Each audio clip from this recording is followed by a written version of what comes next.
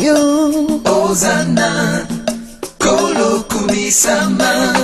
Hey Hosanna, Papa Hosanna, Hosanna. Il va se monter. Il ne restera pas tranquille. Oui, il est le Dieu tout-puissant. Adore ce Dieu. Mon Dieu de gloire. Mon Dieu de gloire. Nous t'exaltons encore. Nous te glorifions encore.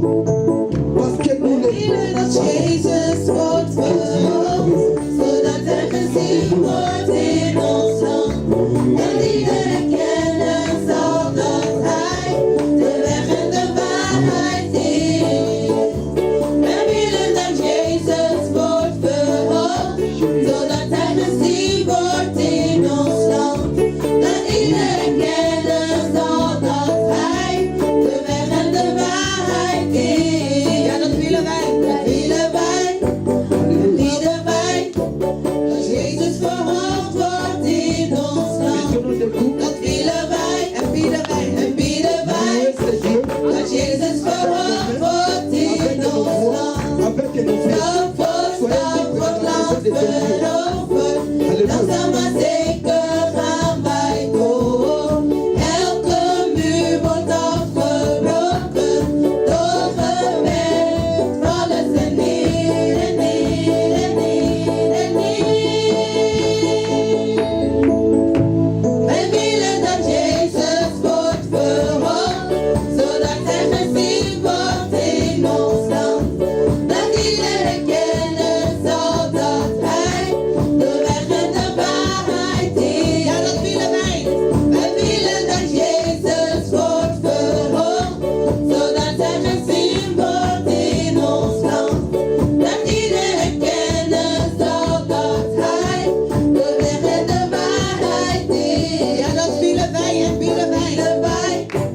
En bieden wij dat Jezus verhoogd wordt in ons land. Dat willen wij en bieden wij dat Jezus verhoogd wordt in ons land. Stap voor stap wordt land veroverd. Langzaam maar zeker gaan wij door. Elke muur wordt afgebroken, doorgewerkt, vallen ze neer en neer en neer en neer. We willen dat Jezus wordt verhoogd, zodat er gezien wordt in ons land. Dat iedereen kennen zal dat Hij de weg en de waarheid is. Wij willen dat Jezus wordt verhoogd, zodat er gezien wordt in ons land. Dat iedereen kennen zal dat Hij de weg en de waarheid is. Ja, dat willen wij. Dat willen wij. Geloven wij. Dat Jezus verhoogd wordt in ons land. Dat willen wij. En bieden wij. Dat Jezus verhoogd wordt in ons land. Stap voor stap wordt land veroverd. Langzaam maar zeker gaan wij door. Elke muur wordt afgebroken, doorgewerkt, vallen ze neer en neer en neer en neer. We willen dat Jezus wordt verhoogd, zodat er gezien wordt in ons land.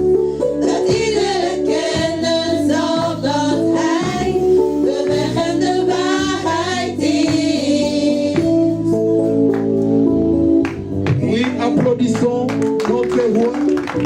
Vous sont des cris de joie. Vous sont des cris de joie. Je veux chanter pour Jésus, il est le roi dans ma vie de tous les jours. Il est le roi, avec toi m'appartient désormais. Avec toi Jésus, je régnerai à jamais. Oh, je veux chanter pour Jésus, il est le roi dans ma vie de tous les jours. Il est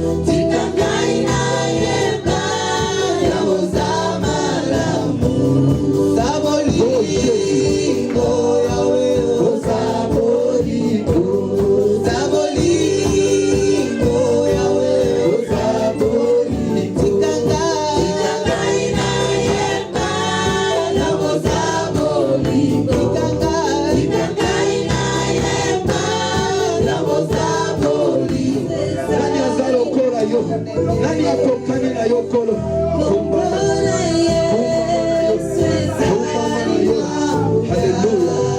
Hallelujah. Hallelujah.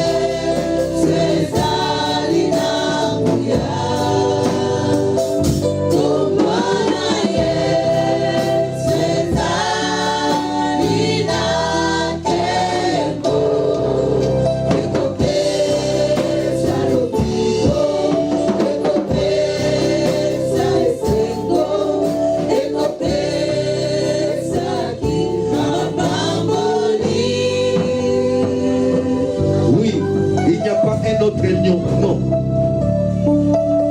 Il n'y a pas un autre nom. Il n'a que le nom de Jésus. Oui, moi je reconnais. Je n'ai pas un autre nom dans ma vie. Je n'ai qu'un nom de Jésus. Voilà, j'ouvre ma bouche pour encore élever celui qui est mon ami fidèle.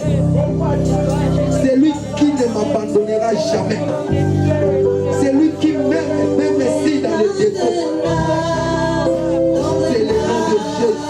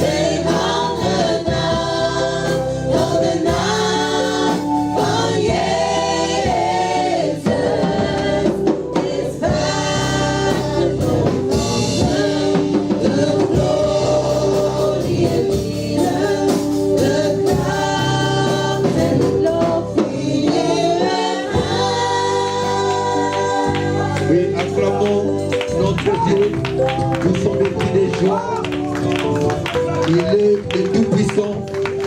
Nous avons un nom qui est au-dessus de tous les noms. Le nom de Jésus. Acclamons-le, acclamons-le.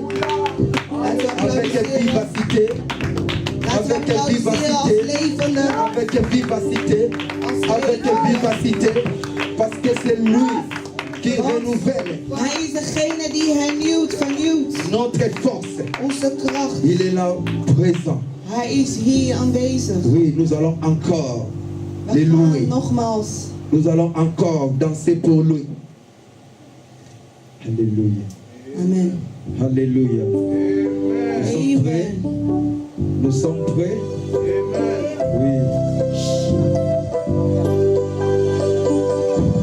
Mettons-nous debout pour danser pour notre roi. Alléluia. Jésus.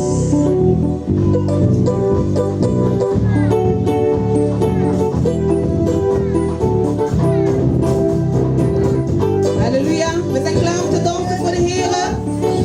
We hebben een levende Vader. Amen. Onze Vader is trouw.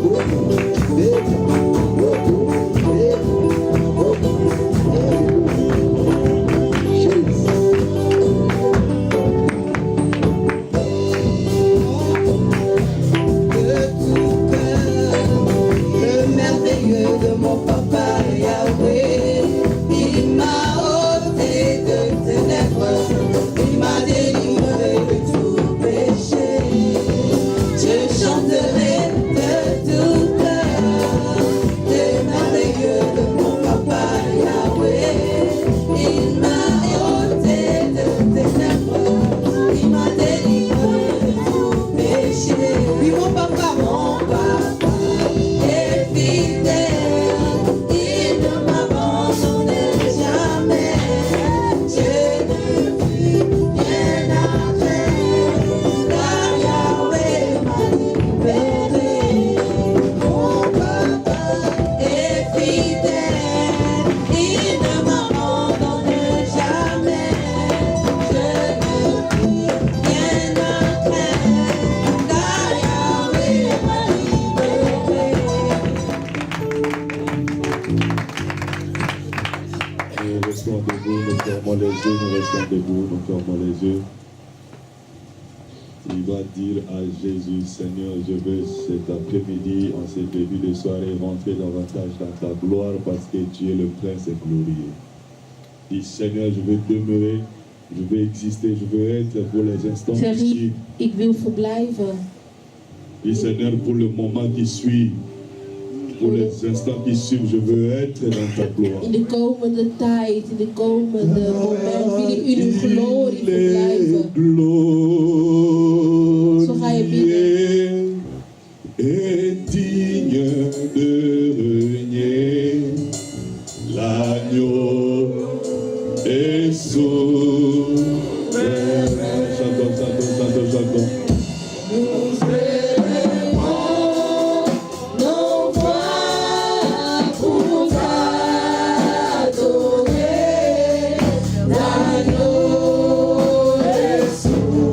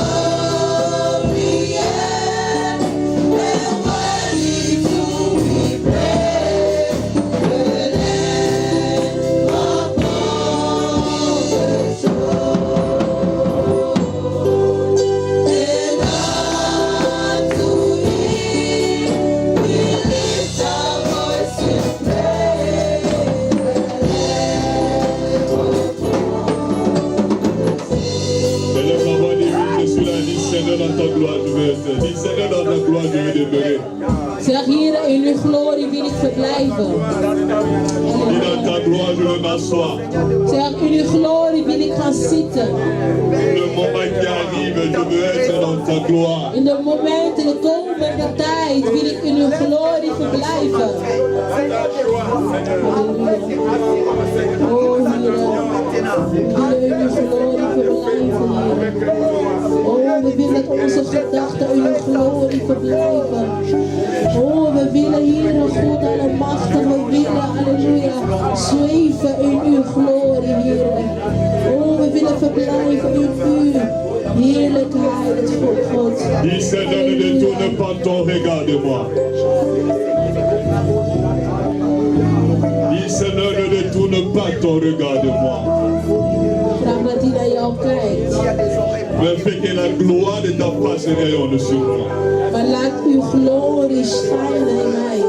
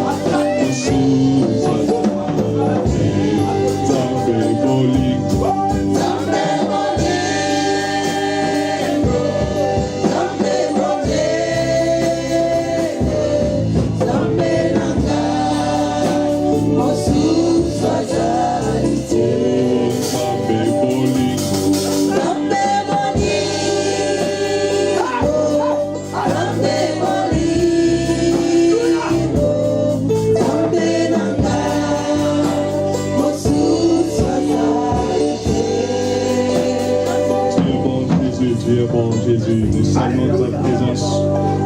Wij groeten uw aanwezigheid, Jezus, u bent goed. Nous saluons ta glorieuse présence. Wij groeten uw heerlijke aanwezigheid. Tu es bon au milieu de ton peuple. U bent goed in ons midden. Tu es celui que nous aimons. U bent degene die wij lief hebben. Parce que toi, tu nous as aimés, l'Éternel. Omdat u ons als eerste heeft lief gehad. Nous te demandons, sois là, Jésus. Wees Heer Jezus. Nous te demandons de nous combler de ta présence. Wij vragen u om ons te vullen met uw Nous te aanwezigheid. demandons de nous combler de la joie d'être là. Wij vragen u om ons te vullen met blijdschap. Règne, toi, le grand roi qui règne. Hier is grote koning. Et accomplis ton ministère au milieu de nous. Wees nog in ons midden.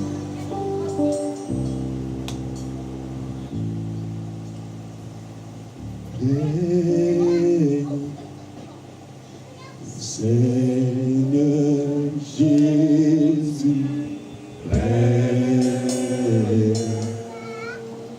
reçois la louange pour l'éternité.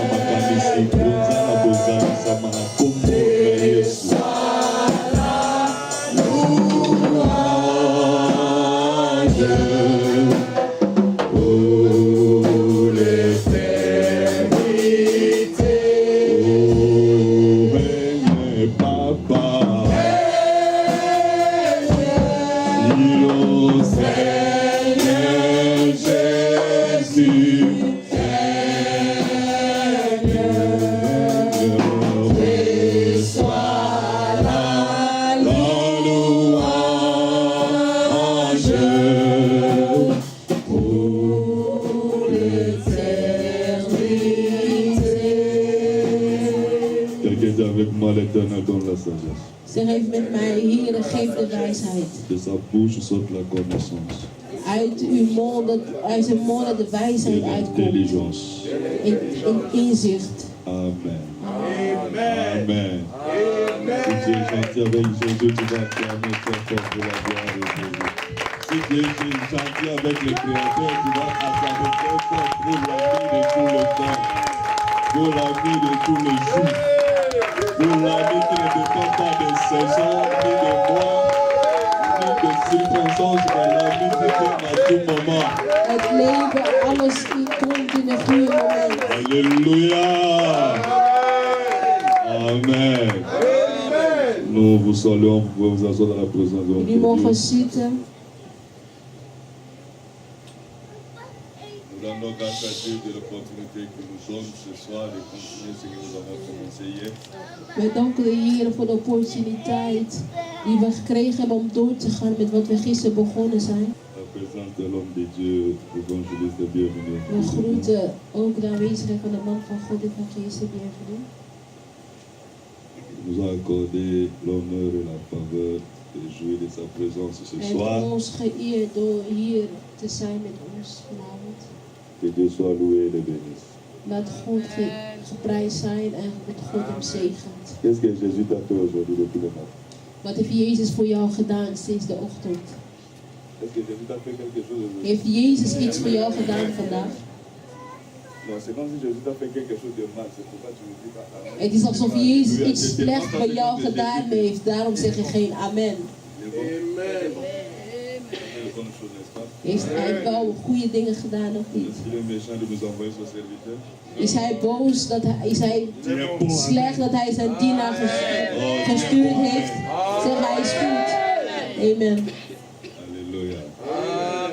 Nous sommes en train de parler sur ce sujet que nous avons énoncé, me découvrir et pourquoi. Wij spreken hier over een thema, jezelf ontdekken en waarom. Aujourd'hui, nous avons un interprète qui sait qu'elle va me prendre du temps. Alors je vais speeder, soyez avec moi. Oui, je sais. Dus ze gaan tijd nemen. Ik kan ook daar zitten. Ok. Comme ça, je récupère mes minutes. Me découvrir et pourquoi. Nous n'avons pas à expliquer le sujet tel que nous l'avons énoncé parce que nous le comprenons clairement. Nous sommes en train de dire me découvrir, c'est-à-dire me connaître. Se connaître ou connaître suppose savoir avec un peu plus de précision. Savoir avec un peu plus d'exactitude. L'homme humain que nous sommes doit arriver à se connaître, à se découvrir, à se dévoiler, à arriver à avoir des réponses sur ce qu'il est, sur ce qu'elle est. Nous sommes souvent pressés de connaître les autres. Elle parle comme ça, il fait comme ça, il réagit comme ça, il répond comme ça. Et finalement, nos caractères et nos comportements sont en fait des conditionnements de ce que nous avons remarqué des autres. Et à force de connaître les autres, nous sommes moins pressés de nous découvrir nous-mêmes. Or, hier, je nous ai dit, la précipitation que l'homme a de porter un jugement sur son prochain, c'est généralement consécutif à l'ignorance sur lui-même. Parce que quelqu'un qui se connaît bien s'interdira de juger les autres, parce qu'il comprendra ce qu'il est avec ses qualités, oui, mais avec ses faiblesses aussi. Alléluia. Amen. Il est important de se découvrir parce que c'est ça la pensée de Dieu. Ça ne sert à rien d'avoir des idées sur soi, d'avoir des imaginations sur soi, qui ne sont pas correctes. Et nous avons lu dans Galates, la Bible dit, c'est lui qui croit être les choses, quoi qu'il ne soit rien, il s'abuse lui-même. Nous avons souvent des idées erronées, des pensées erronées. Nous avons souvent des images erronées sur nous-mêmes. Et ça, c'est souvent par rapport à l'orgueil, par rapport à un certain complexe. Non.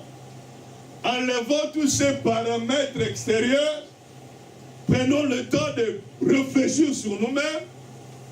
Prenons le temps de nous découvrir nous-mêmes. Et je te dis, plus tu te découvriras dans la vie, plus tu seras une personne heureuse. Parce que ta propre découverte fera que tu réalises des choses, tu fasses des choses, peut-être que tu n'avais même pas l'idée que tu peux ou tu pourras le faire. Tant que Dieu n'avait pas révélé à Gédéon qu'il était un bon combattant, qu'il était un bon guerrier, qu'il était un véritable soldat, ce garçon passait son temps à préparer la farine pour faire le dîner du soir. Et nous nous sommes arrêtés en train de nous dire que la première étape, le premier palier, mais je vous avais dit que c'est le second, je vous dirai le premier quelque part, c'est de savoir que je suis enfant de Dieu. Et lorsqu'on est enfant de Dieu, cela implique des conséquences. Je vous ai dit, 1, on devient immortel. Dis avec moi immortel. 2, on devient à tout moment un vainqueur. Et 3, on a la nature de Dieu. Je l'entends expliquer ça hier, je ne peux pas y revenir.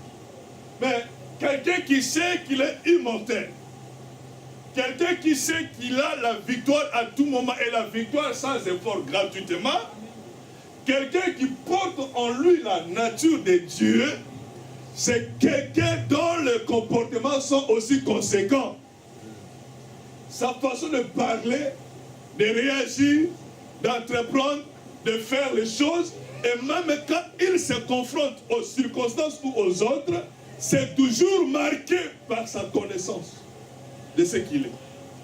Je suis immortel, je suis un vainqueur, j'ai la nature de Dieu en moi. L'enfant de Dieu a vocation de vivre éternellement. Même si un jour on ne te verra plus ici sur terre, tout ce que nous savons, c'est que tu continues à vivre. Alléluia. Et l'enfant de Dieu, ce grand Dieu créateur, te fait la grâce de porter sa nature. Tu sais, ce sont ces choses qui te feront ou qui feront que tu arrêtes d'avoir peur de Satan, d'avoir peur des sorciers, d'avoir peur des problèmes, de trembler devant les difficultés. C'est cette connaissance qui te donnera le courage d'affronter. Bien aimé, on n'est pas seulement enfant de Dieu pour demain entrer au ciel et jouir éternellement avec Jésus. Être enfant de Dieu porte aussi les bénéfices ici sur terre. Amen. En attendant d'entrer au ciel là-bas pour vivre éternellement la paix, la joie, tout ce que nous savons, ici sur terre, il y a aussi des choses, de bonnes choses à vivre. Pendant qu'on est enfant de Dieu. Il ne faut pas les rater. Alléluia. Si Dieu veut que tu sois encore là, c'est qu'il veut que tu vives ce qui est bon déjà par rapport à la nature qu'il t'a donnée. Deuxièmement, pour se découvrir, l'enfant de Dieu doit faire confiance au langage de l'esprit. Dis avec moi le langage de l'esprit. Qu'est-ce que Dieu t'a dit sur toi-même? En songe, en vision, à travers une prédication, à travers une exhortation, pendant que tu as toi-même lu la parole, par n'importe quel moyen, qu'est-ce que Dieu t'a dit sur ta vie? Qu'est-ce que Dieu a dit que tu deviendras? Qu'est-ce que Dieu a dit que tu seras? Parce que le jour où tu sauras que Dieu t'a appelé à la grandeur, tu commenceras aussi à te comporter comme un grand, même si tu n'es pas encore grand. Alléluia. Depuis le jour où David a reçu l'onction royale, depuis ces jours-là, des gens sont venus autour de lui sans qu'il ne les appelle. Les gardes de corps sont venus, les trésoriers sont venus, et tout le monde était là autour de lui, automatiquement. Faire confiance au langage de l'esprit, c'est croire que ce que Dieu m'a dit que je suis et je serai, cela est vrai. Et ce qui ne s'est pas encore accompli, finira par s'accomplir. Bien-aimé, Dieu n'a jamais trompé. Dieu n'a jamais menti. Et il ne mentira jamais. L'Esprit de Dieu me dit que je suis enfant de Dieu. Je mets dans ma tête, comme écrit sur un roc, que je suis un enfant de Dieu. Et je me comporte en conséquence. La parole me dit que j'ai la supériorité dans la vie de chaque jour. Je marche aussi avec cette connaissance. Je me suis découvert que je suis un supérieur. Devant qui que ce soit. Même celui dont le monde a donné une certaine supériorité, selon son rang social, moi je sais que Dieu m'a dit que je suis supérieur à lui. Est-ce que quelqu'un me comprend? Amen. C'est à toi que Dieu a donné la supériorité, ce n'est pas au roi. Ce n'est pas aux autorités de ce monde. À eux, Dieu leur a donné la gestion. Mais à toi, il a donné la supériorité. Amen. Je me découvre cette nouvelle attribut. Je le fais mien. Je me comporte en conséquence. Mais ça aussi, il faut chercher à savoir. Hein? Alléluia. Parce que c'est le langage de Dieu qui est mieux placé pour te révéler ce que tu es. Le langage de Dieu. Il faut arrêter de marcher dans la vie comme si de rien n'était. Dormir, se réveiller. Hein? Comme qui dirait en lingala boutou boutou. C'est-à-dire que ta vie c'est constitué de boutou boutou. Boutou boutou, c'est quoi? De nuit. C'est-à-dire tu dors, tu te réveilles aucun si. Tu dors, tu te réveilles aucun si. Tu dors, tu te réveilles aucun si. Tu trouves ça normal. C'est anormal, c'est pas normal. Dieu a dit pour l'amour de Jérusalem. Pour l'amour de Sion, je ne me tairai point. Pourquoi dans ton cas il s'était? Soit il s'était parce que tu es un infidèle, soit alors qu'il parle, mais c'est toi qui n'es pas attentif. Mais même aux infidèles, Dieu parle. Alléluia. C'est sur le chemin de Damas que Paul a compris qu'il n'était pas simplement un docteur de la loi, mais que Dieu a fait de lui un apôtre. Par le langage de Dieu. Et depuis ce jour-là, quoi qu'on dise de Paul, Paul savait qu'il est apôtre. Même s'il n'a pas vu le Seigneur comme les autres, lui il dit je l'ai vu. Amen. Mais en esprit. Il s'est relevé apôtre. Il a commencé une nouvelle vie apôtre. Il a terminé sa vie apôtre. Croire ou pas croire, avoir vérifié ou pas, moi je sais ce que Dieu m'a dit que je suis. Je suis un apôtre. Je me comporte en apôtre.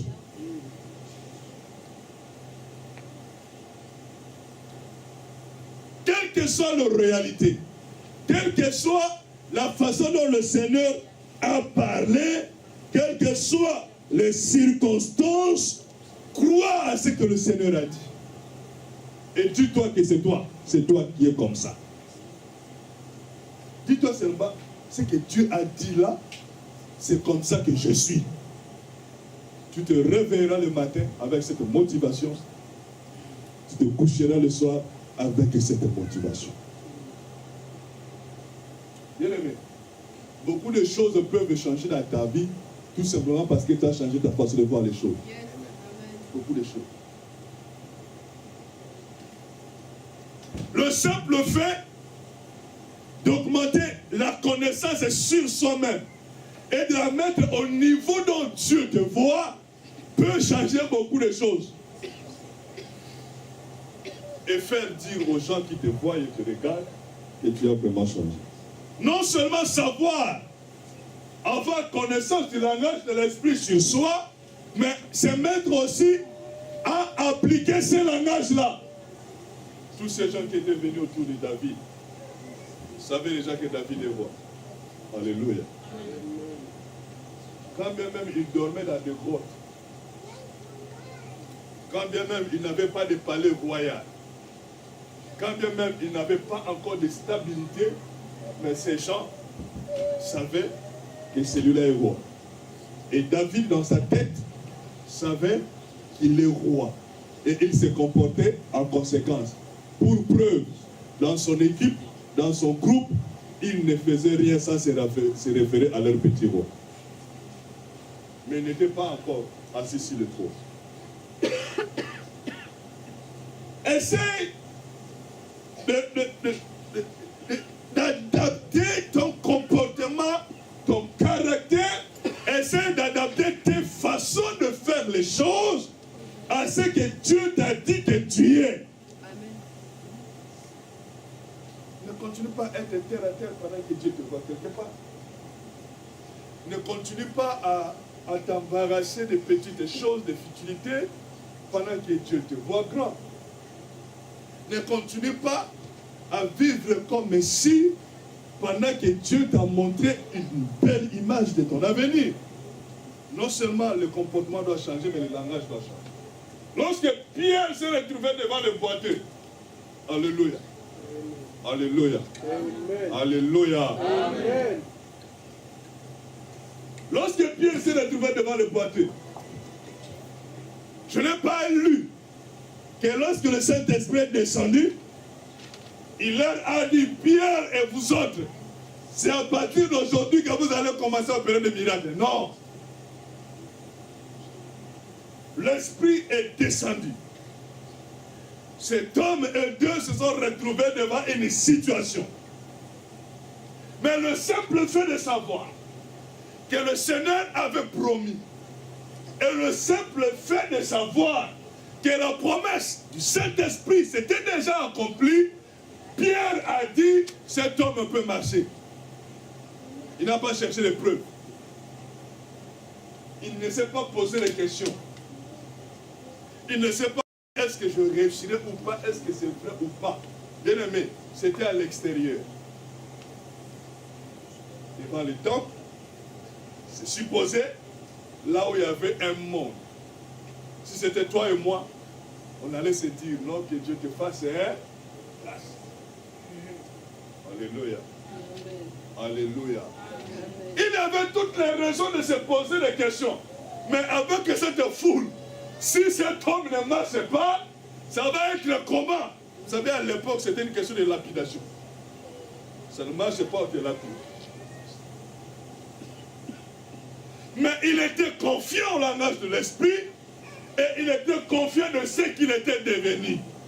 Ce que j'ai, je te le donne. Au nom de Jésus, lève-toi. Cet homme s'est levé et il a marché.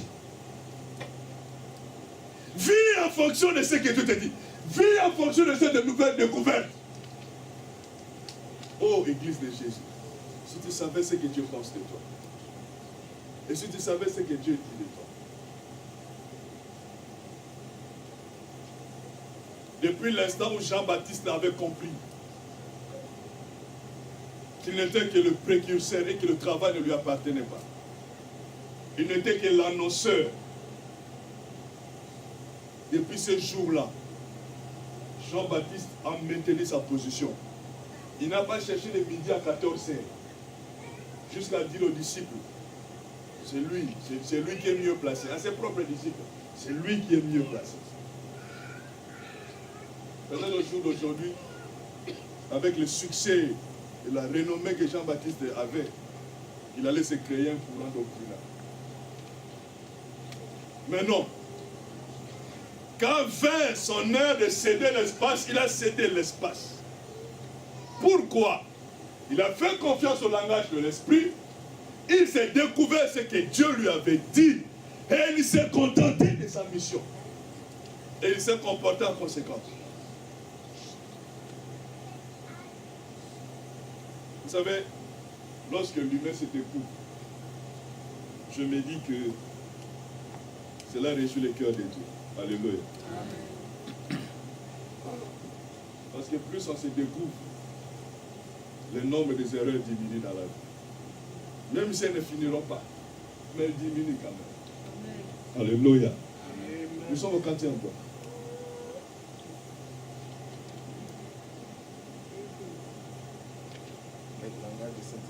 C'est le 40e point. Ça peut pas être le deuxième. Le point suivant. Mais je ne sais pas, je ne pense pas que c'est là-dedans.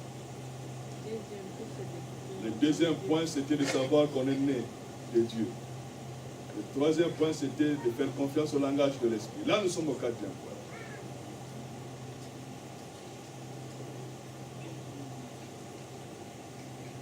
Quatrième étage pour chercher à se découvrir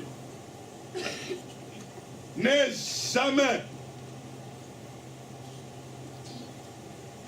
et toujours comprendre que les faiblesses ne sont pas déterminées.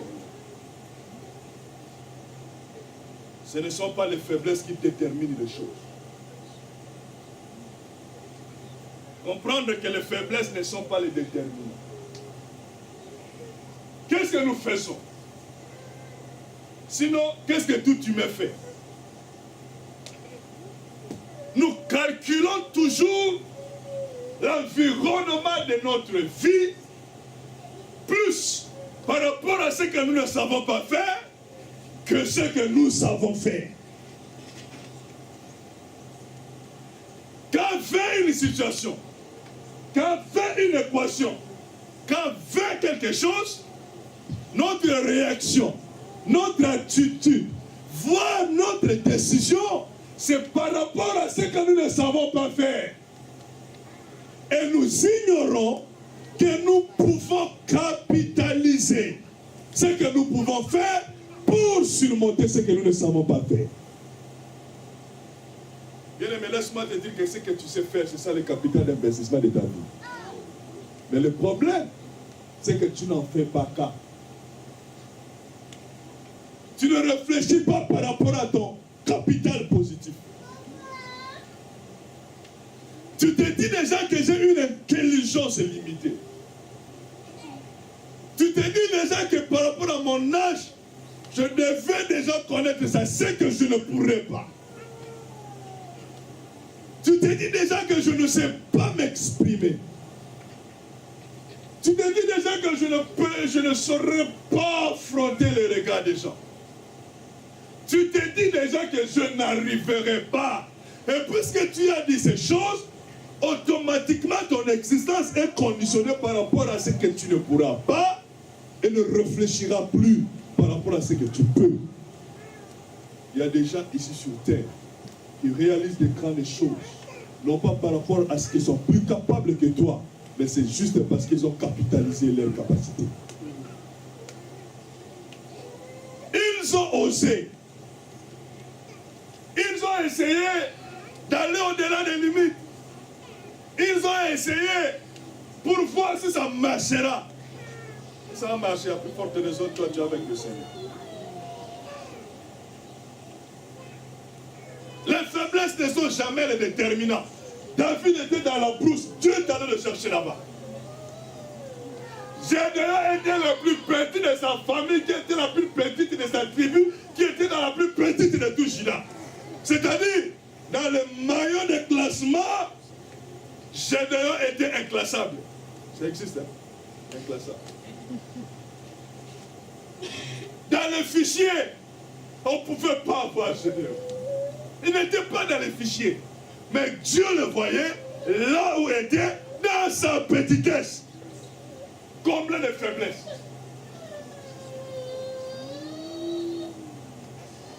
Si tu as beaucoup de faiblesses, Laisse-moi te dire que dans ta vie, tu as au moins une capacité. Au moins une.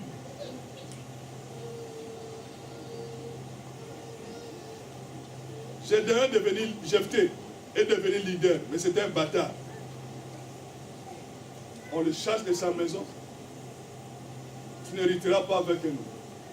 Les mêmes personnes qui l'ont chassé, sûrement ils ont appris que non, là-bas il est devenu leader, chef de gang. Ils disent non, par rapport à notre situation, c'est lui qui est mieux placé. La personne qui n'était pas sur la liste, on est parti la chercher pour la remettre dans la liste. Mais quand on la remet dans la liste, pas en dernière position, mais en première position. Amen. Tu as un capital que tu peux exploiter pour ton développement. Amen. Cherche seulement à le découvrir. Et si tu le sais déjà, cherche seulement à le maximiser. Bien, mais vous savez, pour les personnes avisées, généralement, les faiblesses sont de motivation. C'est lorsqu'il ne sait pas quelque chose, c'est lorsqu'il ignore quelque chose quelque part, qu'il se met à chercher à découvrir la vérité sur la chose. Et ça, c'est le fort du plan. Le plan, souvent, ils font fi de ce qu'ils savent déjà, mais ils cherchent à découvrir ce qu'ils ne savent pas encore. Et toi et moi, tout ce que nous savons dit, je ne sais pas, je ne pourrais pas, et si, et alors, pendant que tu te poses des questions, et si, et alors, je ne pourrais pas, je ne sais pas, le temps est en train de passer, et il y a quelqu'un qui est à côté de toi qui cherche à découvrir, qui était dans le même condition que toi, mais qui cherche à découvrir. Il nous faut que les faiblesses deviennent comme de carburant. Non, non, non, non, non, non, non. Je suis faible quelque part, j'ai compris, je me suis découvert, je me suis efforcé de me connaître. Et j'ai découvert que j'ai des faiblesses quelque part, je peux faire de ces faiblesses des motivations pour un changement. Lorsque cette faiblesse-là est d'ordre social, peut-être par rapport aux finances, peut-être par rapport à je ne sais quoi, commerce, à je ne sais quelle activité, celui qui est avisé cherche à contourner cette faiblesse-là. Mais si cette faiblesse-là est d'ordre naturel, on cherche à le corriger. Dis avec moi, corriger.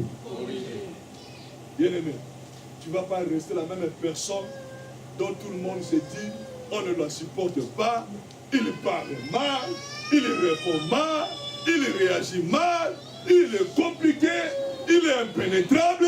Tu restes la même personne avec cet argument pour dire tu as déjà la grâce de te découvrir que tu es comme ça. Mais commence le processus de changement sur toi-même. Prise sur ton propre caractère, prise sur ton propre comportement. Et ce qui est consécutif à des raisons spirituelles, cherche la délivrance. Non, vous savez, moi je parle comme ça, oh, arrête. Cette façon-là, ça ne nous bénit pas. Et si c'est une faiblesse, la faiblesse, on la change. Vous savez, la faiblesse, ça n'a jamais été une gloire. La faiblesse, ça n'a jamais été un motif de gloire, ni de joie. Les faiblesses sociales, on les contourne. Les faiblesses humaines, on cherche à les corriger. Et ça, tout le monde a. Alléluia. Alléluia. Amen. Si tu cherches à les découvrir, tu sauras que tu en as. D'une manière ou d'une autre.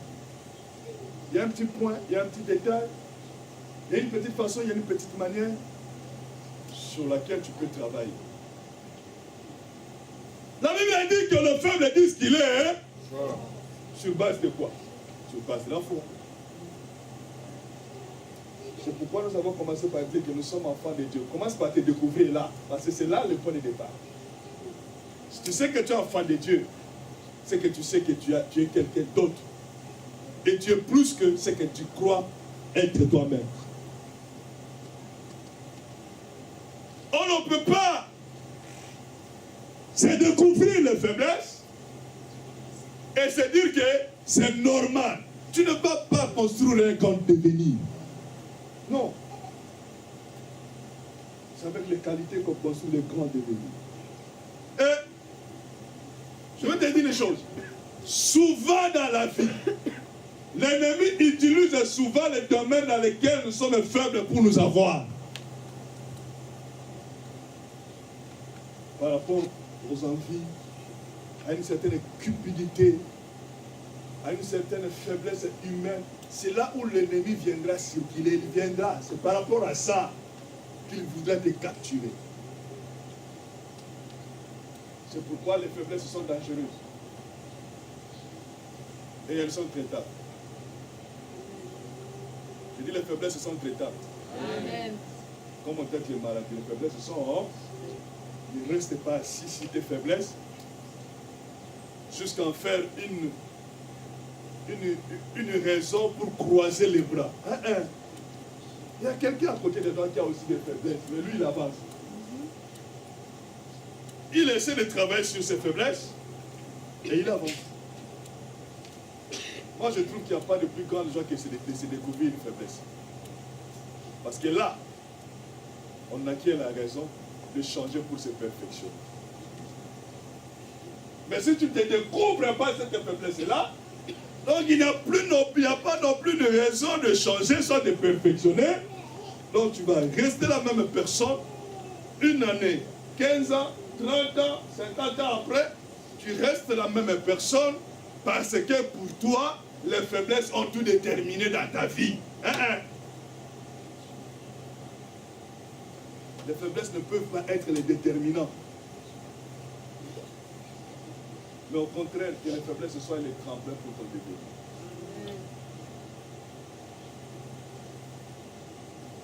Je change mon état d'esprit sur ce que moi-même je suis, sur ce qu'on dit que je suis, sur ce que j'ai découvert que je suis par rapport à mes faiblesses. Je change mon état d'esprit, ça c'est de 1 et de 2. Je change ce que moi je me dis sur moi-même. Ce sont les autres qui disent que je suis mauvais. Moi je dis que je suis bon. Alléluia. Alléluia. Je me prophétise sur moi en attendant que je change, que je suis bon. Dans ma tête, je me dis le contraire de ce que j'ai découvert. Ces faiblesses-là que j'ai découvertes, dans ma tête, par rapport à moi-même, je sens. J'ai dit le contraire. Je réfléchis le contraire de ce que je me suis découvert. Si j'ai découvert que je suis ma bourre ma casse.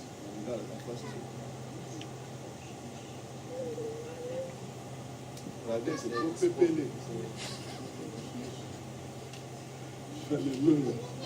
Si je me suis découvert que je suis radin, si je me suis découvert que je ne sais pas donner, que je ne sais pas offrir, j'ai dit gloire à Dieu. Les enfants d'aujourd'hui disent qu'il est chiche. Chez nous là-bas on dit ma bourre ma casse. C'est bien. Quand je découvre ça, c'est trop bien. Pourquoi c'est trop bien? Parce que c'est là que commence mon changement. Dans ma tête, j'ai dit, Michel, tu es un grand libéral. Dans ma tête. Les autres disent que lui, il est chiche, il est radin. Dans ma tête, je me dis, tu es un grand libéral. Tu donnes beaucoup. Tu donnes bien. L'état d'esprit. Pendant que les autres disent, il est méchant. Moi je dis, Michel, tu es bon. Mais ne dis pas ça pour le plaisir de dire. Dis ça par rapport à ta volonté aussi de changer. Parce que s'il n'y a pas la volonté, ça ne sert à rien de le dire. Ce que tu dis, tu te dis dans la tête et ce que tu déclares, c'est en fait un processus d'accompagnement par rapport à ta volonté de changer.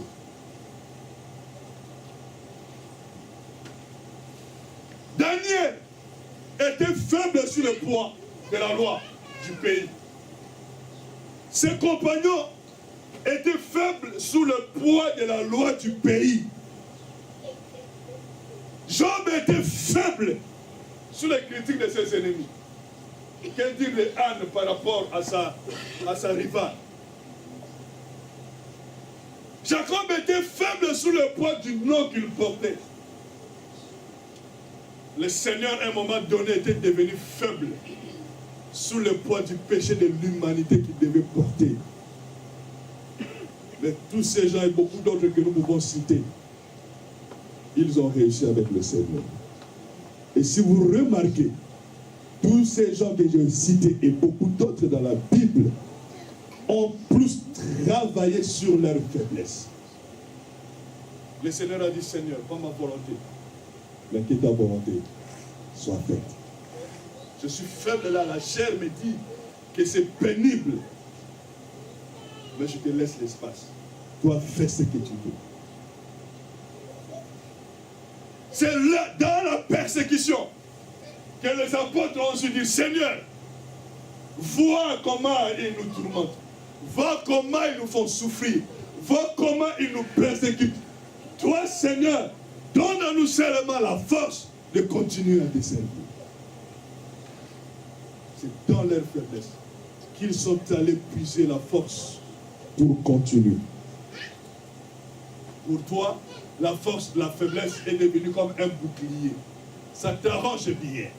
Que les autres sachent que non, toi, on ne badine pas avec toi, on ne blague pas avec toi, on ne doit pas s'approcher de toi. Et là, ça t'arrache. Tu brandis la faiblesse comme un bouclier. Un jour, ce bouclier-là te trahira. Parce que tu t'es dit, si j'enlève ce bouclier-là, on ne me verra plus par la façon dont je veux qu'on me voie. Parce que, avec tes faiblesses, tu t'es tellement élevé.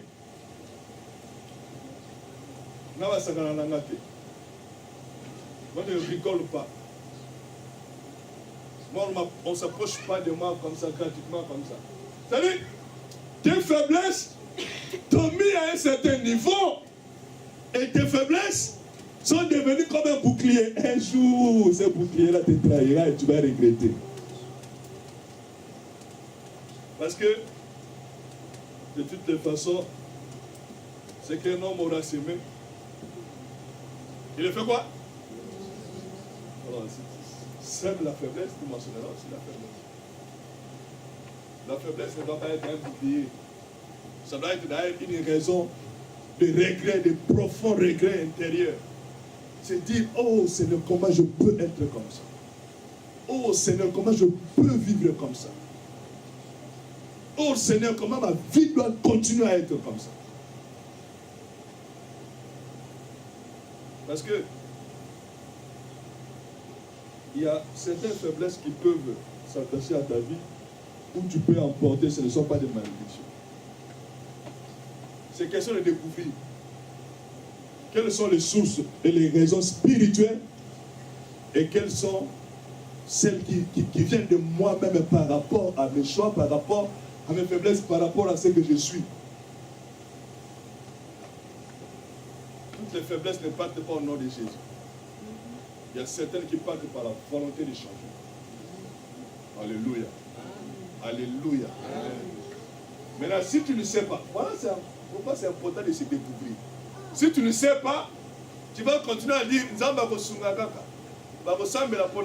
or, en réalité, la raison, la source n'est pas spirituelle et que dans ton cas, pour ce domaine-là, ça ne demande qu'une décision de ta part. Une simple décision. À partir d'aujourd'hui, je vais commencer à donner. Par exemple. À partir d'aujourd'hui, je vais m'ouvrir, je vais commencer à être courtois. Par exemple. Par exemple. Tout simplement. Une découverte qui conduit à la décision. Mais s'il te plaît, baisse ton bouclier là. Ça ne t'aidera pas. Et ça ne t'aide pas.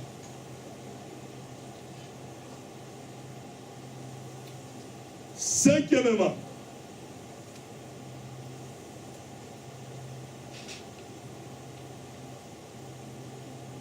l'enfant de Dieu, pour se découvrir, doit éviter les questions du genre « est-ce que ?»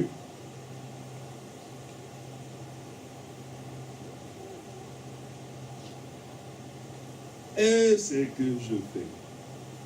Est-ce que je pourrais? Et si ça se retourne mal?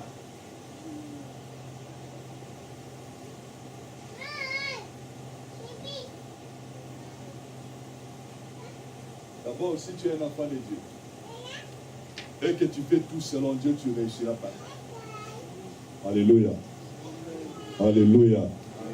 Si tu es un enfant de Dieu et que tu fais tout selon Dieu, tu réussiras dans tout ce que tu feras. Et tu n'auras pas le temps de te poser la question de savoir est-ce que et si.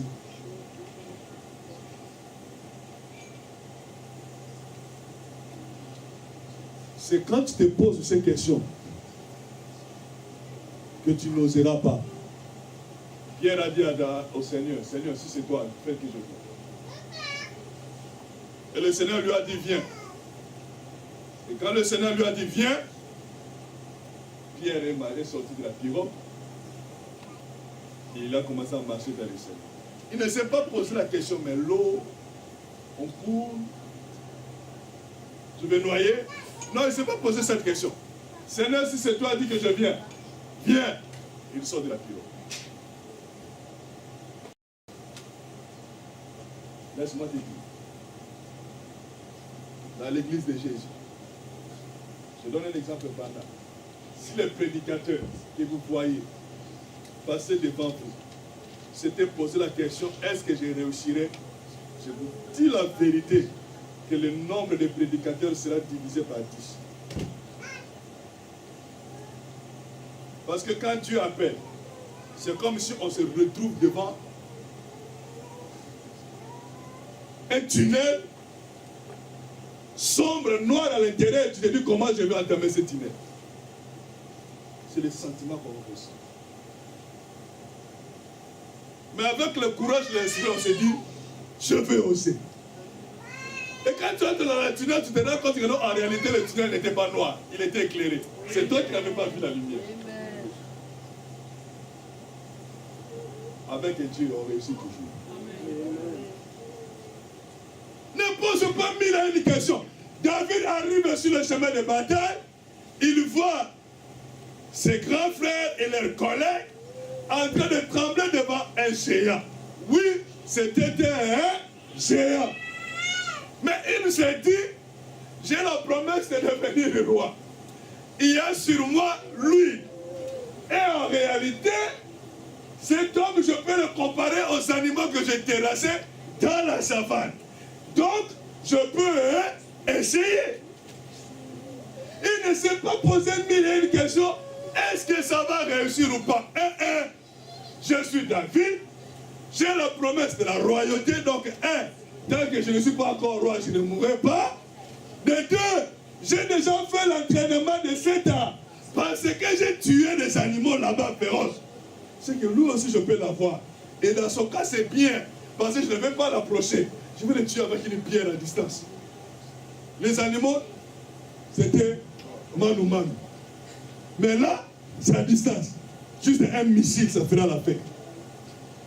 La réflexion que tout le monde n'a pas faite, c'est ce que David a fait. Si tu sais que tu es enfant de Dieu, va, fais-le. À moins que Dieu te dise non. Mais combien de fois Dieu t'a dit va, fais, monte, descends, mais que tu n'as pas fait. À cause de la peur. Le point n'a besoin de te dire que la peur, c'est l'ennemi de la foi. Et la peur, c'est l'ennemi de ton devenir. Est-ce que par la façon dont moi je suis, est-ce que ça va aller? Oh, ça va aller parce qu'il y en a de pires que toi dans la même configuration, mais qui ont réussi. Ils ne se sont pas posé les questions. Ils ne se sont pas posé les questions. Toi, tu crois que ceux qui ont réussi dans leur mariage, ils sont extraordinaires plus que toi? Toi, tu crois que son mari est le meilleur? Sa femme est la meilleure? Non, ils ont une certaine bonne volonté. Peut-être que c'est cette bonne volonté-là qui te manque. Jusqu'à ce que tu as pris ton mari comme ton adversaire de rire. Même si vous n'avez pas de gants, mais au moins par le langage, vous avez des gants. Alléluia. Celui-là qui prêche les autres sur la route, mais il n'est pas extraordinaire. On l'a jamais chiffré sur la route. Autant de fois il a prêché les gens sur la route, il prêche. Il ne se pose pas de questions. Toutes les fois que l'occasion se présente à lui, il proclame le nom de Jésus. Il n'est pas changé. Il continue à être lui. La couleur de son sang et son sang n'a pas changé. Et il ne se pose pas de questions. Peut-être même que toi tu parles néerlandais mieux que lui. Mais lui, son souci, c'est d'accomplir ce que Dieu lui dit d'accomplir. C'est lui qui prêche, c'est lui qui modère, c'est lui qui chante. Toi, tu crois qu'il est plus que toi? Non, non, non, non, non. C'est plutôt toi avec ta peur qui fait que tu es encore là-bas. Et ça ne va pas marcher. Et on va se moquer de moi. Qui te dit qu'on va se moquer de toi? C'est toi qui as mis dans ta tête qu'on va se moquer de toi. De toutes les façons, un voyage de 1000 km commence toujours par un pas. Il faut commencer quelque part pour se perfectionner plus tard. Tant que tu n'as pas commencé, tu n'auras pas aussi la volonté de te perfectionner. Ces questions-là, ce sont des questions que l'ennemi inspire pour nous décourager. Philippe arrive dans le désert. Dieu lui montre un cavalier avec son char. Dieu lui dit, approche-toi de ce char. Vous savez, quand c'est un ministre, il suffit de voir sa carrosse, il suffit de voir sa voiture, vous comprenez que celui-là a un rang social élevé. Alléluia. C'est-à-dire, un pauvre de Philippe qui doit s'approcher d'une voiture qui paraît spéciale. Il pouvait se dire, mais Seigneur, tu me cherches des problèmes. D'abord, les vitres sont teintées, les vitres sont fumées. Je ne vois pas la personne qui est à l'intérieur. Comment je vais faire? Mais puisque l'Esprit a dit, approche, il a obéi. Et ce monsieur a été sauvé. À cause de l'obéissance d'une personne. Diminue un peu, diminue, baisse un peu. Ignore un peu ces questions-là. Et sois open dans ton mind, dans ta pensée, pour être propre aux instructions que tu reçois du Seigneur. Aussi au blocage, tu as déjà bloqué ta tête et tu t'es déjà configuré et tu t'es mis, ma vie c'est là. Je suis limité de A à B, de B à C, donc de gauche à droite, avant en arrière, c'est comme ça. Plus aucun effort, plus aucune volonté, plus aucun courage. Ça, non! Qu'est-ce que tu as déjà produit pour le Seigneur? Est-ce que tu as déjà produit quelque chose? Qui t'a dit que ce que tu as produit est déjà suffisant? Refuser d'être inactif, refuser d'être oisif, c'est lever et fonctionner selon le rythme de Dieu. Et c'est que, et si, non, vous savez, moi, on laisse tomber. C'est toi qui crois que tu es toi. Les autres ne voient pas ce que toi tu crois être. C'est ça aussi le problème. Des fois, nous nous mettons très haut, mais en réalité, les gens ne nous voient pas haut.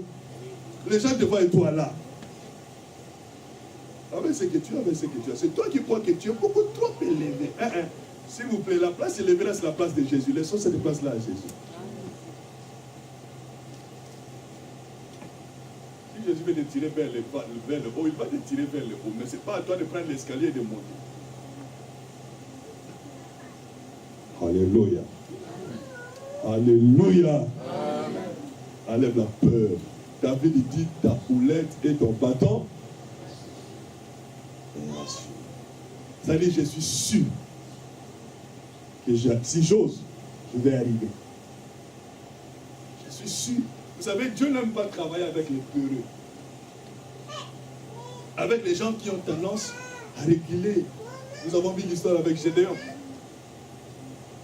Mais malgré la sélection que Dieu a faite pour rester donné à Gédéon 300 personnes, Gédéon continue à avoir peur. Finalement, Dieu lui a dit, ok, va, prends quelqu'un aller vers les camps des ennemis. Juste parce que Dieu voulait qu'il écoute la peur et la crainte que ces gens avaient de lui. Et quand il a écouté leur conversation, Gédéon a compris que non, il était quelqu'un. Et en comprenant qu'il était quelqu'un, ça lui a donné la témérité, c'est-à-dire cette âme, ce courage de se lever et d'aller. Dieu ne travaillera jamais avec les peureux. Jamais. Dis avec moi, je ne suis pas un peureux. Écoute, dis je ne suis pas un peureux. Parce que si tu es un peureux, même ta prière, c'est là à la hauteur de ta peur. Tu vas fermer les yeux en train de prier, Seigneur, tu connais, Seigneur, tu te loues, tu es grand, tu es bon. Hein? Lorsque je ne sais quoi, un petit stylo qui va tomber dans ta chambre, tu vas ouvrir les yeux. Lorsqu'un insecte va passer dans ta chambre, tu vas ouvrir les yeux. Seigneur, Seigneur, tu es bon, Seigneur, Seigneur. Là, tu es déjà distrait. Dieu ne travaille pas avec les peureux. Alléluia. Sixièmement, pour se découvrir, il faut être attentif aux aînés. Et savoir suivre leurs pas. Être attentif aux aînés et savoir suivre leurs pas. Bien aimé, laisse-moi te dire que le leader que Dieu t'a donné pour te conduire est un grand facteur de découverte pour ta propre vie. En faisant fi de ton pasteur, en faisant fi de ton leader, tu es toi-même en train de te compliquer la vie. Il y a des pages de ta vie qui ne souffriront qu'avec le concours de ton leader. À moins que tu ne sois en dehors de l'église. Mais si tu es dans une église, je dis et je répète, il y a des pages de ta vie qui ne seront dévoilées qu'avec le concours et le facteur de ton pasteur. Être à côté du leader permet de se découvrir soi-même par rapport à sa sagesse, par rapport à son intelligence et par rapport à son expérience. Même s'il ne te dit rien, même s'il ne te révèle rien, même s'il ne t'instruit en rien, mais le fait d'être à ses côtés permet de se découvrir au travers de ce que lui, il est. J'ai pitié dans l'église. Bien aimé, j'ai pitié dans l'église des hommes et des femmes qui sont à distance de leur pasteur. J'ai pitié. Mais tout en espérant réussir. J'ai pitié. Pourquoi j'ai pitié? Parce que tant que tu ne te rapprocheras pas, selon la pensée de Dieu, selon la volonté de Dieu, de ton leader, de ton berger, de ton pasteur, lui non plus ne se souviendra pas qu'il y a des pages de ta vie qu'il doit ouvrir. C'est en écoutant le sacrificateur Élie que Samuel a compris que Dieu l'appelait. Il était là dans le temps. Il était là à l'endroit qu'il fallait. Mais il ne savait pas reconnaître la voix de Dieu. Sinon, que c'est son pasteur qui le lui a dit. Non, tu sais, c'est Dieu qui t'appelle. Si ce monsieur fatigué n'avait pas dit à Samuel que c'est Dieu qui t'appelle, Samuel allait faire mille et une tours, il n'allait pas avoir cette grâce de comprendre qu'il y a une faveur spéciale de Dieu dans sa vie. Cette page-là, c'est Élie qui l'a ouverte pour. Alléluia. Alléluia. Amen. Dieu a défini les choses comme ça. Parce que son église n'est pas une association, n'est pas une mutualité. Non, non, non, non, non. C'est une structure spirituelle. Et l'ordre qu'il a établi, le premier à respecter cet ordre-là, ce n'est pas toi et moi, c'est Dieu lui-même. Lorsqu'il a pris quelqu'un, il a élevé pour le mettre en position de leader, de berger, de conducteur, de pasteur. Dieu sait le pourquoi. Et plus, Dieu sait le pourquoi pour toi.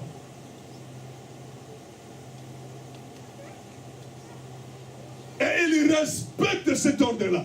Il respecte lui-même et Dieu cette hiérarchie-là.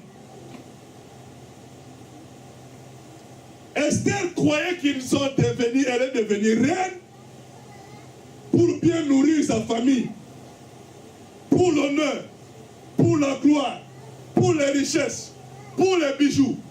Mais un jour, à cause d'un aîné, Esther a compris qu'elle était devenue reine pour sauver sa nation. Si Mardochée ne lui avait pas dit, Esther allait continuer à tergiverser. Je ne sais pas ce que je vais faire. Je ne sais pas comment m'y prendre. Mais vous voulez que je meure ou quoi?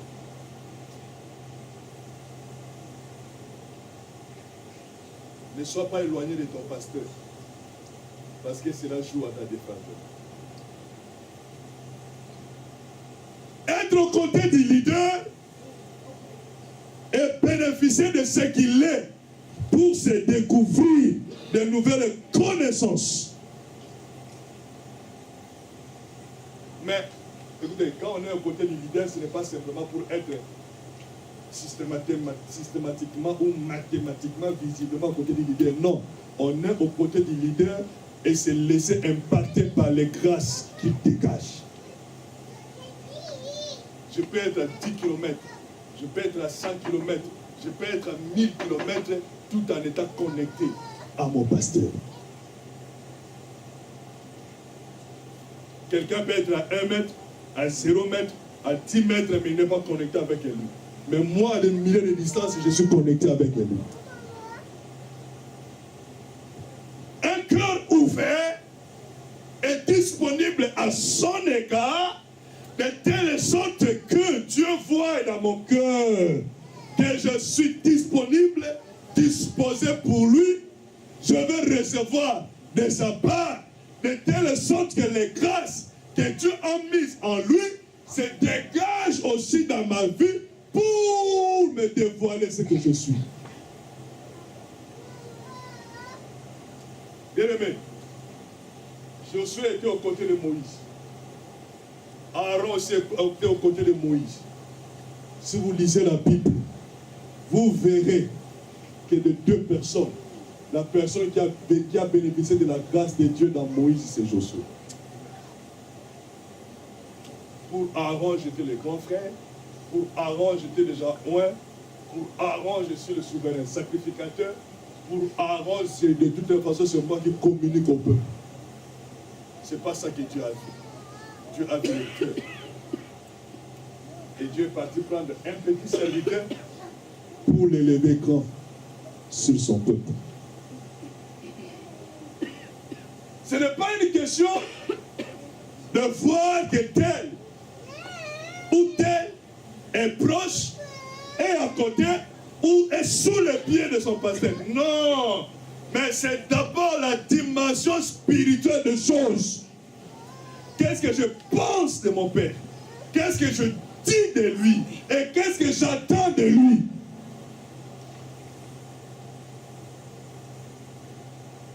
Il y a certains fidèles dans l'église, certains chrétiens, c'est mieux de dire certains chrétiens dans l'église, qui n'ont même pas peur. Hein? Cette crainte-là de parler du mal de leur pasteur. Et quand ça monte aux lèvres, ça monte facilement. La bête noire de leur vie, c'est le pasteur. Mais cette page-là, qui dépend de lui, risque de ne pas s'ouvrir.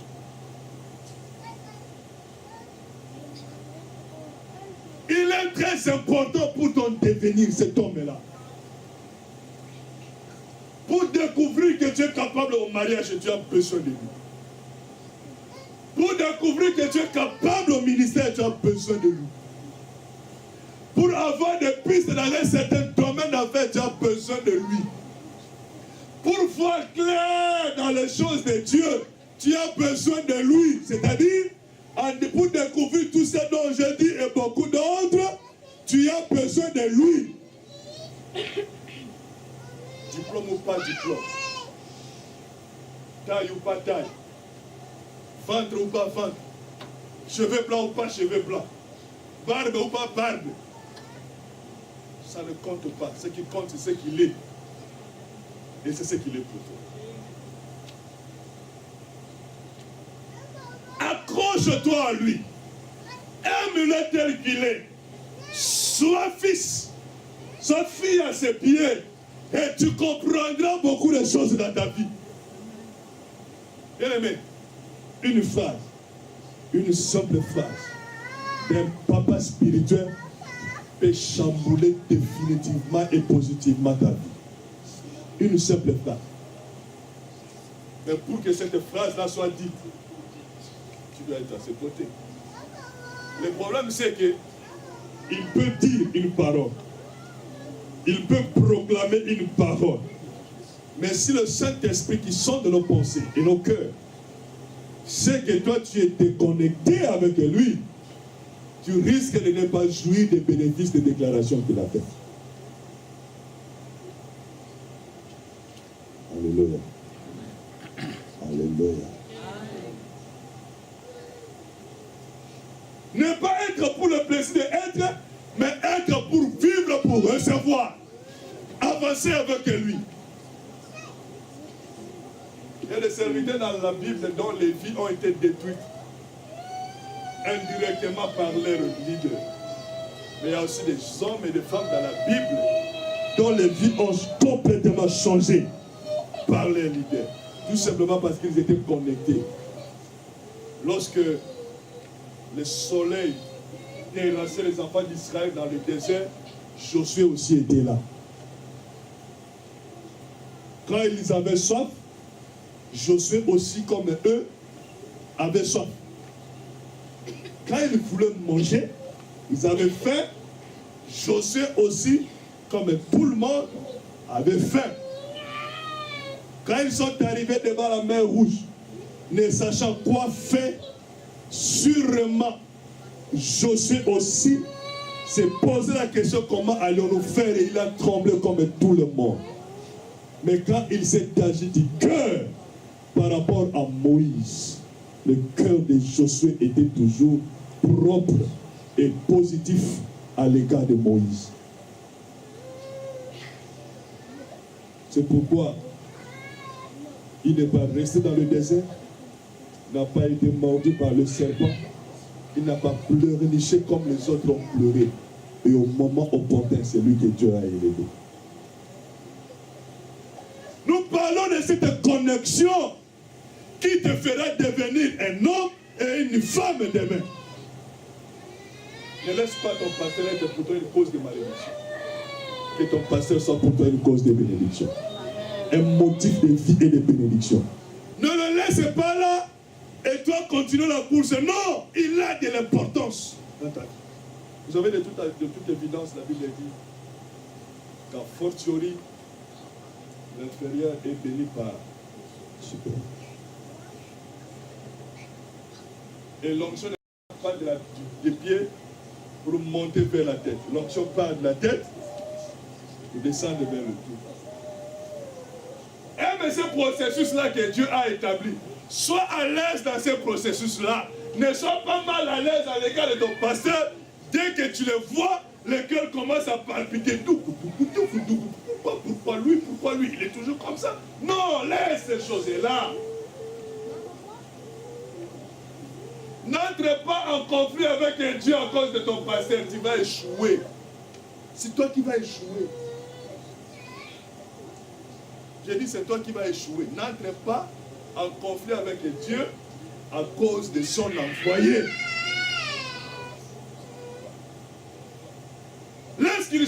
toi une grâce, une source de grâce, une source de bénédiction, une source de joie.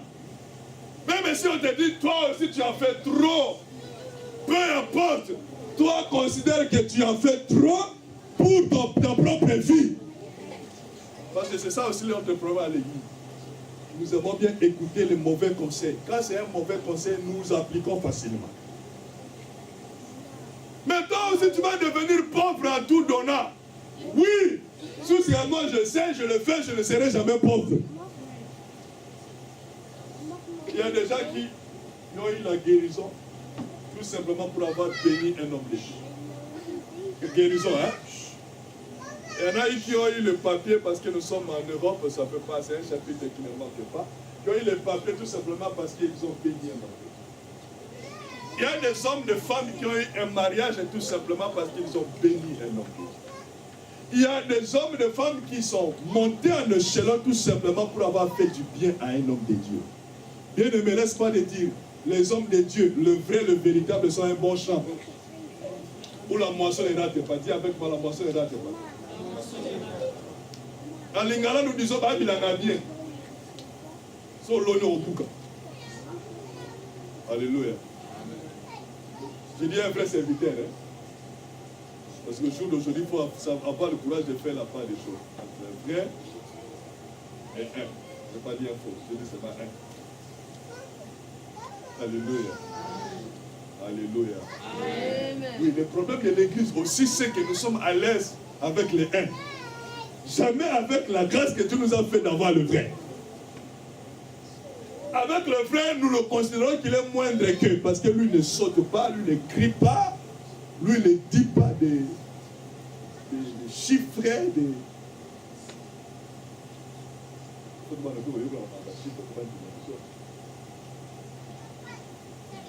Le vrai, c'est celui-là que Dieu t'a donné. Celui-là, hein? Celui-là que tu as là. Même s'il ne crie pas, même s'il ne saute pas, même s'il ne fait pas de guiailles à la chair, c'est lui-là. Le vrai, c'est ta vie ne tourne autour de lui, ta vie ne dépend que de lui, et ton demain ne dépend que de lui. Qu'on ne te manque pas de lui, qu'on ne te manque pas de lui. Et ça ne rate pas. Amen. Le premier point. Le premier palier, le premier étage, la première étape pour se découvrir. Je vous avais dit commencer par votre numérotation par 2. Pour se découvrir. Commencez par connaître qui est vraiment Dieu. Si tu veux te découvrir, efforce-toi de connaître qui est vraiment Dieu. Nous sommes enfants de Dieu. Et il importe de connaître ce Dieu-là.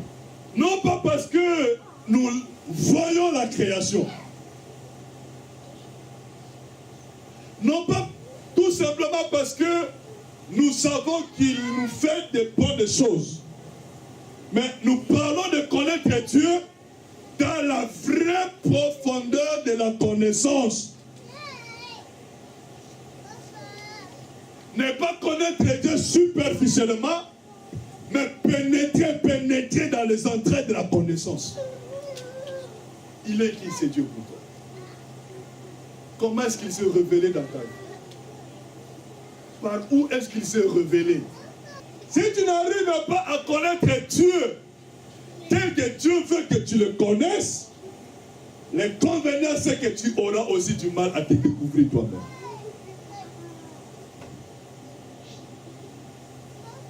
Ce n'est pas parce qu'on est tel serviteur dans l'église ou tel servante dans l'église. Ce n'est pas ça qui fait connaître Dieu. Ce n'est pas non plus l'expérience. Mais connaître Dieu en se laissant illuminer et en se laissant conduire par sa révélation. C'est-à-dire, arrêter de résister. Quelqu'un qui se convertit aujourd'hui et qui se laisse conduire par Dieu, celui-là connaît Dieu mieux que celui qui s'est converti il y a 20 ans et qui ne se laisse pas conduire par Dieu.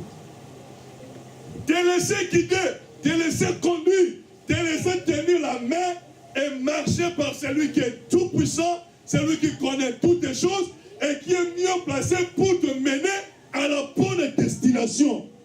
Écoutez, Pierre croyait qu'il connaissait Dieu de A à Z parce qu'il est leader, parce qu'il avait reçu le Saint-Esprit. Mais un jour, Dieu lui a fait comprendre qu'il y a encore des choses qu'il ne sait pas.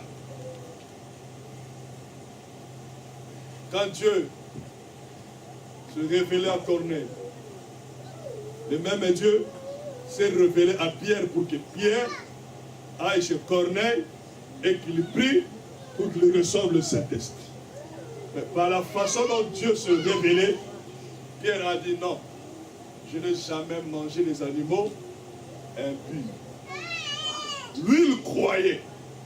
Pour lui, la vraie connaissance, c'est ce qu'il avait. Je n'ai jamais mangé les animaux impurs. Mais Dieu lui a dit ceci. Avec l'onction, avec l'apostolat, avec l'expérience, c'est que moi, Dieu, j'ai déclaré pur, toi ne le déclare pas.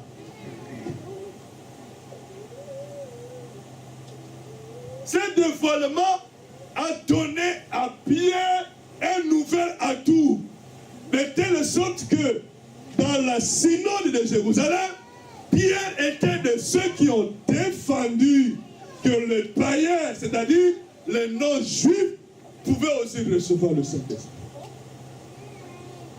Il a acquis une nouvelle connaissance. Ne cherche pas à connaître Dieu selon toi. Connais Dieu selon Dieu. David a dit à Salomon ceci: mon fils, connais les dieux de ton père. Si tu veux réussir dans ta mission, si tu veux réussir dans ta vocation, connais les dieux de ton père. Il n'y a pas deux voies. Si tu veux te découvrir un grand roi, si tu veux te découvrir un roi de succès, si tu veux te découvrir un roi qui aura régné longtemps, commence par connaître les dieux de ton père. C'est pas que je t'ai laissé une grande constitution.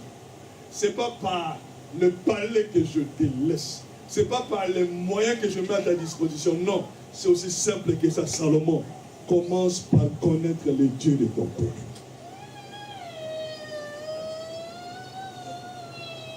Si tu connais Dieu, tu te connaîtras, tu te découvriras et tu marcheras avec Dieu sur une même longueur d'onde. Dieu ne sera pas devant toi derrière, tu ne seras pas devant, descendu en arrière, mais main dans la main, vous avancerez pas à pas avec le Seigneur. Laisse-toi connaître par Dieu. Laisse-toi découvrir, connaître Dieu dans sa profondeur. Bien-aimé, si tu ne connais pas Dieu, tu n'iras pas. Pour que Moïse ait le courage de retourner en Égypte, il a fallu que Dieu explique à Moïse ce que lui Dieu était. C'est cette explication-là qui a convaincu Moïse. À chaque inquiétude de Moïse, Dieu avait une réponse. Et les réponses de Dieu ont donné à Moïse le courage. Si tu ne connais pas Dieu, devant certaines situations, tu auras peur. Si tu ne connais pas Dieu, devant certaines situations, tu croiras que tu es limité. Si tu ne connais pas Dieu, devant les situations, tu croiras que tu es incapable. La chance de la vie que tu as, c'est que Dieu se soit tout gratuitement révélé à toi. Peut-être que c'est toi qui ne saisis pas cette révélation. Peut-être que la main tendue de Dieu, c'est toi qui ne la saisis pas. Mais cela risque de jouer à ton détriment parce que lorsqu'on s'ignore sur soi-même, on manque de motivation. Dis avec moi, manque de motivation. Si tu manques de motivation, quand est-ce que tu vas s'aimer pour des mêmes moissons? Lorsqu'on s'ignore sur soi-même, il y a ce phénomène de manque de motivation. On ne trouve pas de raisons pour agir. On ne trouve pas de raisons pour se lever. On ne trouve pas de raisons pour oser. On ne trouve pas de raisons pour aller, pour rentrer. On ne trouve pas de raisons pour faire. Pour prêcher, pour donner, on ne trouvera pas de raison. Et lorsqu'on s'ignore, on risque d'avoir dans la vie des comportements et des caractères extrêmes. Des caractères qui choquent. Des caractères qui font mal. Des caractères qui font que les autres te regardent avec une certaine réserve. Et tu risques de croire que les autres sont mauvais. En réalité, ils ne prennent que des dispositions par rapport à ce que toi-même tu dégages. Des caractères extrêmes, des comportements extrêmes, des attitudes déplacées. Tu es peut-être impoli, mais tu ne sais pas que tu es impoli. Et puisque tu n'es pas découvert que tu as un manque de savoir-vivre, tu vas reprendre, répéter la même chose, parce que tu ne t'es pas découvert qu'en toi, il y a une crise de savoir-vivre. C'est parce que tu ne sais pas que dans tel domaine, on se comporte comme ça. Et puisque tu ne sais pas que dans tel domaine, on se comporte comme ça, tu vas faire la chose selon toi, mais pour ta propre honte. Oh non, moi j'ai grandi dans un certain milieu, laisse tomber. Qui n'a pas grandi dans ce milieu-là? Tout le monde ici n'a pas grandi dans un milieu spécial. La majorité, nous avons grandi dans des endroits qui posent problème moralement. Mais tout le monde n'a pas une crise de moralité. Le problème, c'est que pour toi, ça s'est devenu un bouclier. Ou tu n'as pas cherché à te découvrir. Parce qu'il y a aussi des gens comme ça. Ils sont comme des airains devant l'école de la vie. Il y a certaines personnes qui ont du mal à assimiler l'école de la vie. Quelle que soit l'opportunité que Dieu lui donne d'apprendre, peut-être tout bonnement par l'internat, ou en ayant passé quelques années chez la tante, ou en ayant vécu dans le foyer, ou en ayant côtoyé les Blancs pendant quelques mois, ou en ayant une relation d'amitié avec un tel frère, une telle sœur, ou en observant, ou en étant toujours à côté d'un tel couple, toutes ces choses-là n'ont rien apporté dans sa vie. Il y a des gens comme ça. C'est-à-dire, insensibles à l'école de la vie, quelle que soit l'opportunité que Dieu peut lui donner. Là, ne dis pas que ce sont les autres qui sont sévères, mais c'est plutôt toi qui ne veux pas changer. Si tu ne te découvres pas, le risque, c'est que tu vives une vie remplie d'échecs. Dis avec moi échec. Mais tu ne le dis pas pour toi. Alléluia. Tu risques de mener une vie remplie d'échecs. Les échecs à cause de l'ignorance, les échecs à cause du tâtonnement, les échecs à cause du manque de délivrance et que tu ne sais pas que tu as besoin de la délivrance. Parce que c'est ça aussi le problème. Nous sommes tellement rapides. Nous sommes tellement speed. Et peut-être que nous avons tout simplement un simple besoin de la délivrance quelque part pour trouver solution à cette situation. Et lorsqu'on a une vie remplie de problèmes spirituels, des liens, des envoûtements, des malédictions, et qu'on ne sait pas, on va avancer autant qu'on pourra, on sera toujours limité par rapport à la distance et aux limites des liens et des malédictions et des envoûtements. Et pour ça, laisse-moi te dire, on n'a pas besoin de victoire. Ça ne vient que par la prière et délivrance. La vie d'échec par l'ignorance, par le tâtonnement et par le lien. L'ignorance parce que tu ne sais pas faire les choses, donc toute les fois que tu le fais mal. Les tâtonnements, pourquoi? Parce que puisque tu ne te découvres pas, tu ne te connais pas, tu vas toucher ici, tu vas toucher là, tu vas aller ici, tu vas aller là-bas, tu vas plus perdre de temps. Et les échecs pour des raisons spirituelles. Parce que s'il y a déjà un problème spirituel, l'ennemi ne te laissera pas tranquille. Il s'arrangera pour que ta vie soit toujours ce que lui, Satan, veut que ta vie soit. Si tu ne te découvres pas, tu risques toi-même d'en payer les prix. Alléluia. Alléluia. Tu risques toi-même d'être victime de ton ignorance. Et qui dit victime, dit prix à payer. Il faut que tu réalises ces deux paramètres clés. Bien connaître Dieu, savoir que je suis enfant de Dieu et commence à te découvrir. Bien-aimé, arrête de regarder aux autres. Tourne maintenant les regards vers toi.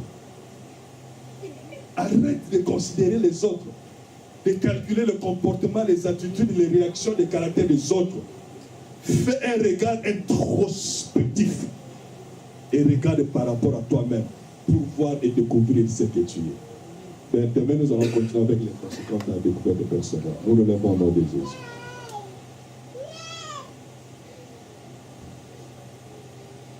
Dis merci à Jésus. Dis merci au Seigneur.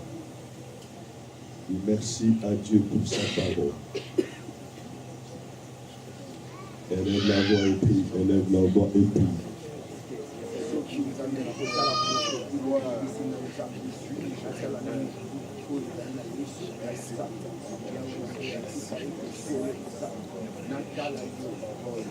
Commence à regarder, demander à Dieu, Seigneur, aide-moi à regarder au-dedans de moi-même. Nous prions. Dis, Seigneur, je veux que tu m'aides à regarder au-dedans de moi-même. Dis, Seigneur, je veux que tu m'aides à regarder au-dedans de moi-même. Seigneur, je veux que tu m'aides à regarder au-dedans de moi-même. Seigneur, je veux que tu m'aides à regarder au-dedans de moi-même. Et d'abord,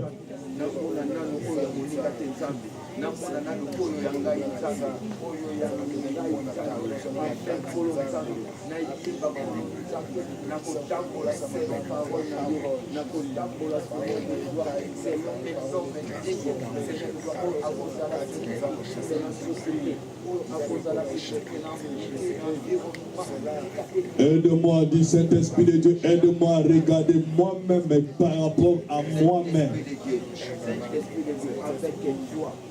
D'avoir un regard introspectif, un regard, une vision qui se considère d'abord soi-même.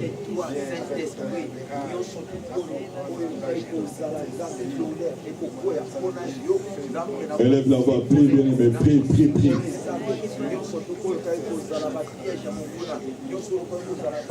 Prie, mon frère, ma soeur, prie.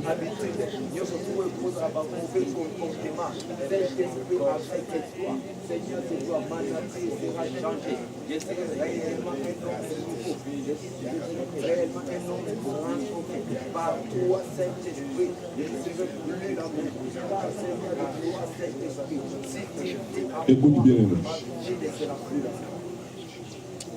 Avant que nous ne continuions demain pour que nous prions, tu vas faire cette prière. Dis, Saint-Esprit, je prie que tu m'aides dès cet instant jusqu'avant mon réveil demain matin, que tu me dises quelque chose par rapport à moi. Dis, Seigneur, par l'Esprit, fais-moi découvrir un domaine de ma vie. En qualité ou en faiblesse, peu importe. Nous voulons prier demain sur des bases claires et concrètes. Dis, Seigneur, par ton Saint-Esprit, aide-moi, montre-moi, fais-moi découvrir quelque chose dans ma vie, en qualité ou en faiblesse. Peu importe. Nous prions au nom de Jésus. Lève la voix, prie. Lève la voix et prie. Prie, mon frère. Prie, prie, prie. Si tu es sincère, je sais de quoi je parle. Si tu es sincère, Dieu te parlera avant de te réveiller demain matin. Et pendant que tu fais cette prière, surveille tout simplement ta vie, ta pensée, tes raisonnements. Surveille tout simplement ce qu'on pourra te dire d'une manière ou d'une autre.